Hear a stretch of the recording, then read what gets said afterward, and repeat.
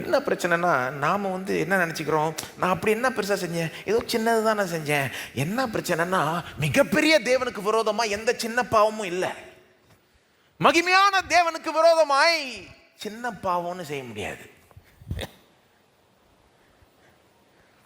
அதாவது நம்ம செய்கிறத இந்த சின்ன காரியங்களை பார்த்துக்கிட்டு இருக்கோம்.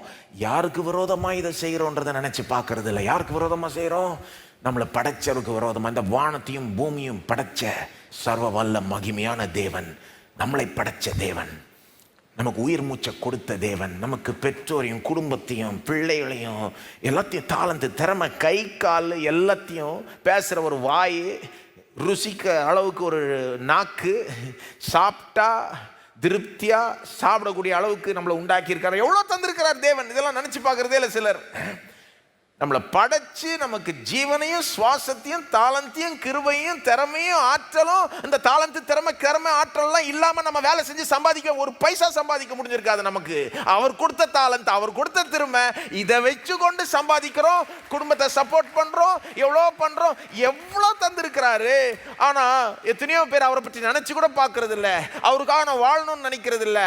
அவருடைய நாமத்தை மகிமைப்படுத்தணும், அவர் சொல்றதை நான் செய்யணும், அவர் எதிர்பார்க்கிற விதத்தில் வாழணும், இப்படிலாம் நினைக்காம தங்க இஷ்டத்தின்படி வாழ்றாங்க. அது பேர் தான் பாவம், அது பேர் தான் துரோகம்.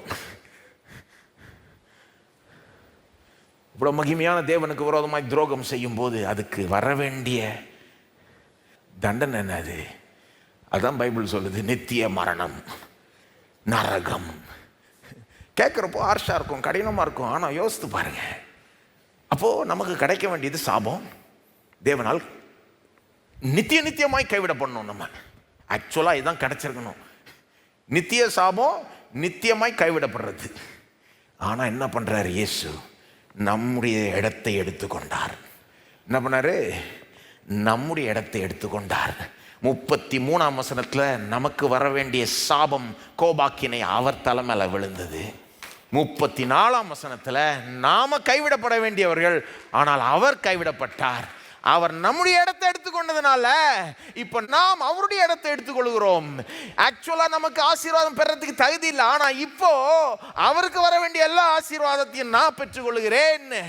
அவர் எப்பவுமே தேவனுடைய ஒத்தாசை ஆதரவை பெற்றுதான் வாழணும். அப்படிப்பட்டவனாய் நான் இப்ப இருக்க முடியும்.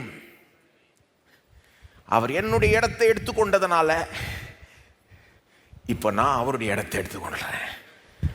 இதுதான் சுவிசேஷம், இதுதான் நற்செய்தி.